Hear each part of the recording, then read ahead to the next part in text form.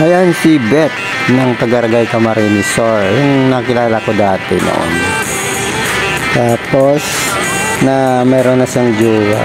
Ang sabi niya doon sabi niya sa akin na tatagal daw sila sa pagsasama nila. Pero nakita ko pa rin siya sa sa TikTok. Nakita ko siya, tapos search ko sa Facebook kasi mayroon siya doon na profile sa my TikTok. Tapos, nabuksan ko siya na nag-reply naman siya sa akin. Tapos, nag-usap-usap din kami. Gulat ako ay wala na pala sila ng jowa niya. Kasi yung profile niya dati, dalawa sila magkasama. Kasama yung jowa niya.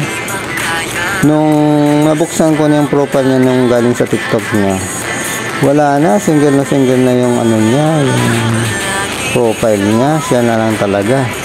Sabi ko na sana yung jowa mo, sabi ko sa kanya doon sa TikTok. Ay sabi niya sa akin, sagot niya sa akin, wala na daw. Kaya ang pinalitan niya na yung niya doon sa pangalan niya doon, ay kaya nilagay niya ay Maroko.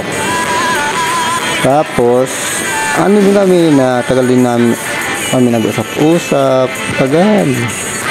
Hanggang naging kasi naging pero sa lang kasi talaga ako, sa totoo lang, makulit ako pero mabait talaga ako sa kanya. Kaya nilit ko talaga siya, pero ang sabi niya sa akin, ayaw niya na talaga ng lalaki kasi kung sa sawang-sawa na daw siya, sabi niya sa akin, sa lalaki. Siguro sabi ko sa kanya, siguro siya talagang talaga siya ng lalaki kasi malaki kasi ang gusto niya doon sa lalaki, kaya parang tumabang yung lalaki sa kanya malaki kasi ang gusto niya. Kaya kung nga talaga ganun talaga mga lalaki, siyempre pag malaki ang gusto sa babae, tumatabang yung namin sa babae. Dapat kasi maganda dyan parehas, katulad ng ganyan, ang bilis lang, wala na sila.